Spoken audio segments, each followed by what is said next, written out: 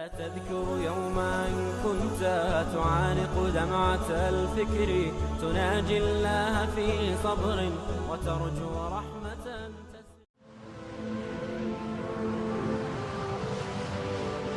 حضرت عمر رضی اللہ تعالیٰ عنہ جب ایمان لائے تو آپ نے ایک ایک کافر کے گھر کے دروازے پہ کھڑے ہو کے کہا کہ تم کمزوروں کو مارتے تھے، میں تمہیں بتانے آیا ہوں میں محمد عربی کا نوکر بن گیا۔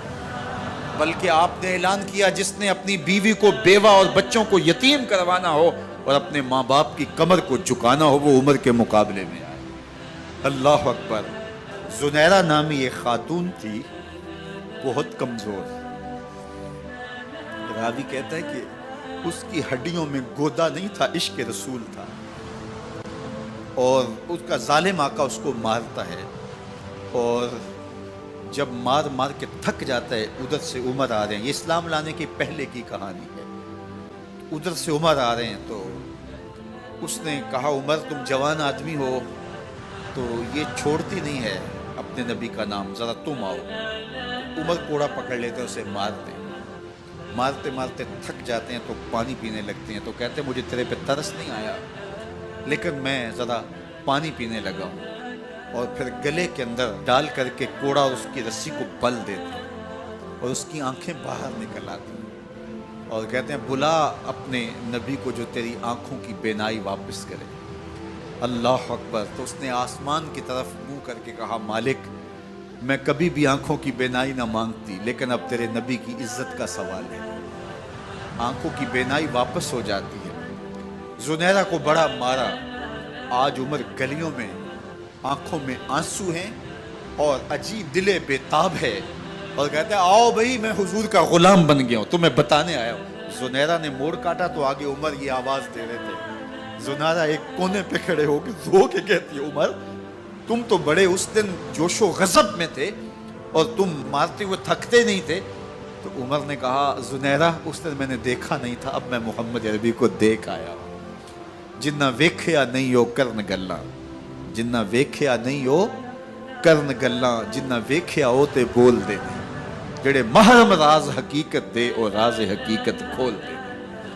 تو حضرت عمر رضی اللہ تعالیٰ عنہ ایمان لائے۔ حضرت عبداللہ ابن مسعود رضی اللہ تعالیٰ عنہ فرماتے ہیں کہ حضرت عمر کا ایمان لانا مسلمانوں کے لیے عزت کا سبب تھا، ان کا ہجرت کرنا مسلمانوں کی نصرت تھی اور ان کی خلافت مسلمانوں کے لیے رحمت تھی۔ حضرت عمر رضی اللہ تعالیٰ عنہ وہ ہیں کہ میرے حضور نے فرمایا لوگوں جب نیک لوگوں کا ذکر کرو تو میرے عمر کا تذکرہ ضرور کیا کرو۔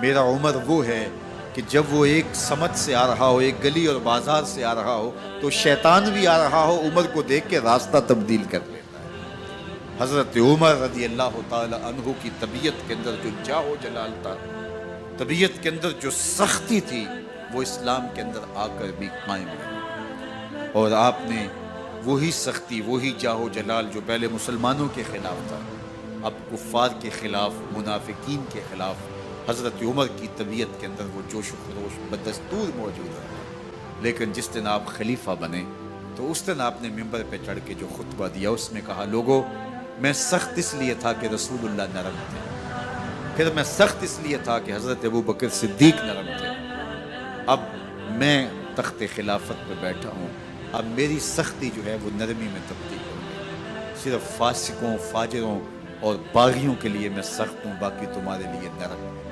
سب سے کم جو تنخواہ بیت المال سے اگر کسی وجود نے لی ہے تو وہ حضرت عمر رضی اللہ تعالیٰ عنہ نے صرف 2 جوڑے لیتے تھے سال میں، اور راوی کہتا ہے کہ میں نے دیکھا ہے کہ اس میں بھی 17 پیوند لگے ہوتے تھے۔ حضرت عمر رضی اللہ تعالیٰ عنہ کا طرز زندگی، آپ کا انداز معاشرت اور آپ کا انداز خلافت، ہر لمحہ آپ کی زندگی کا اٹھا کے دیکھیے کتنی مرتبہ قرآن حضرت عمر کی رائے کے مطابق نازل ہے۔ اللہ تعالیٰ جل شانہ نے ان کو صاحب الہام بنایا تھا۔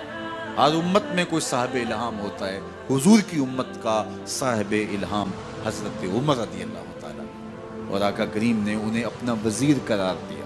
فرمایا میرے 2 وزیر آسمانوں میں ہیں، 2 وزیر زمینوں میں ہیں۔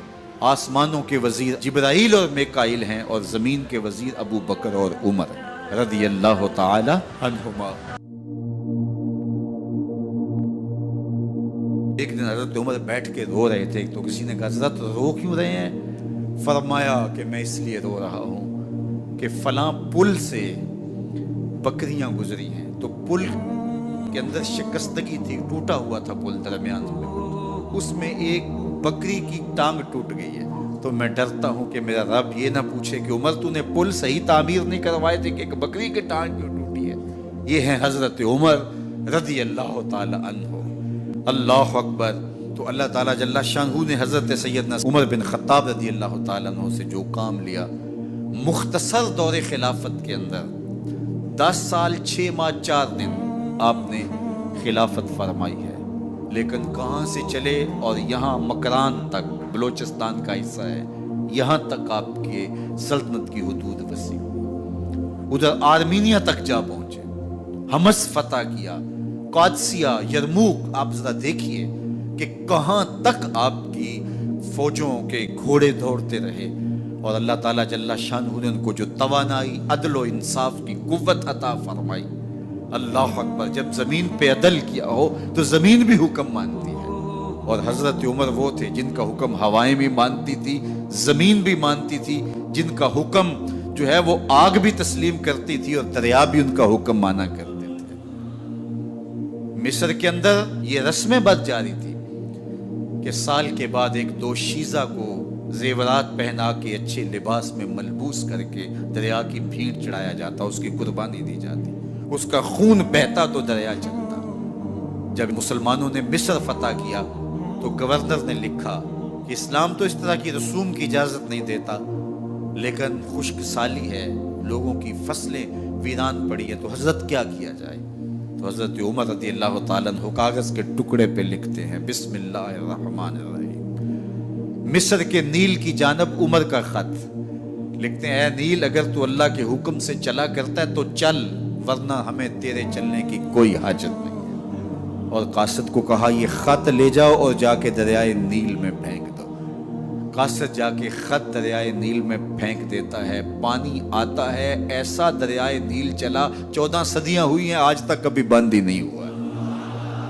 دریا حکم مانتے، آگ نکلتی ہے، لوگ حضرت عمر رضی اللہ تعالی عنہ کے پاس آئے، حضرت لاوا پھوٹا ہے، آگ نکل رہی ہے اور مدینے کی طرف بڑھ رہی ہے، اب کیا کیا جائے؟ فائر بریگیڈ تو زمانے میں تھی نہیں۔ عمر نے اپنی قمیض اتاری، جس قمیض پہ 17 پیوند لگے ہوئے تھے چمڑے کے، کہا یہ قمیض لے جاؤ، جدھر آگ بڑھ رہی ہے آگے ڈھالنا، آگ پیچھے بھاگ جائے گی۔ زلزلہ آتا ہے تو زمین پہ درہ مارتے ہیں، زمین رک جا، کیا عمر نے تیری چھاتی پہ عدل نہیں کیا ہے؟ تو یہ عمر ہیں رضی اللہ تعالی عنہ کہ جن کے انصاف کی وجہ سے، جن کے عدل کی وجہ سے اللہ تعالیٰ کی رحمات، اس کی برکات کا نزول ہوتا تھا، اور اللہ تعالیٰ نے مسلمانوں کو وہ آبرو مند حکومت دی۔ کائنات کی تاریخ کے اندر ایسی حکومت آپ نے نہیں دیکھی ہوگی جو حضرت عمر نے حکومت کی ہے۔ اللہ اکبر۔ فرمایا فرات کے کنارے پہ ایک کتا بھی پیاسا مر گیا تو اس کا حساب بھی عمر سے ہوگا۔ باہر سے سفیر آتا ہے اور آ کے پوچھتا ہے کہ میں امیر المومنین کے، مسلمانوں کے حکمران کے محل میں جانا ہے، تو مسکرا کے کہتے ہیں ہمارے امیر کا تو کوئی محل نہیں ہے۔ کہا کہاں ہے تمہارا امیر؟ کہا مسجد نبوی میں ہوگا یا بیت المال کی اونٹوں کی دیکھ بھال میں لگا ہوگا۔ وہ جب گئے تو مسجد میں نہیں ہے، اللہ اکبر، وہاں گئے تو وہاں بھی نہیں ہے۔ پھر کیا دیکھتے ہیں کہ عمر رضی اللہ تعالی عنہ جنت البقیع کے پاس ایک درخت کے نیچے اینٹ کا سرانہ رکھ کے سوئے ہوئے، تو اس نے کہا عمر تو نے عدل کیا ہے، تجھے کچی اینٹ پہ بھی نیند آ گئی، ہمارے حکمرانوں نے انصاف نہیں کیا، اور وہ بند اور محفوظ کمروں کے اندر بھی سکون اور چین کی نیند نہیں سو سکتے۔ حضرت سیدنا عمر رضی اللہ تعالیٰ عنہ نے اس طرح ان امور سلطنت نبھائے۔ آپ دن کو لوگوں کی دیکھ بھالی کرتے، لوگوں کی ضروریات سنتے سمجھتے، اور جب رات پڑتی لوگ سو جاتے، عمر مدینے کی گلیوں میں پہرا دیتے۔ کائنات نے کوئی ایسا بھی حکمران دیکھا ہوگا؟ اللہ اکبر۔ وہ مجاہد جو مختلف محاذات پہ گئے ہوئے ہوتے، ان کے گھروں کی دیکھ بھالی کرتے، ان کی ضروریات کا خیال رکھتے، ان کی آبرو کا پہرا دیتے۔ راتوں کی تنہائیوں کے اندر حضرت عمر اٹھتے اور جا کے گشت کرتے، چکر لگاتے، دیکھتے کوئی آنکھ پر نم نہ ہو، مفلسی کا کسی گھر میں ماتم نہ ہو۔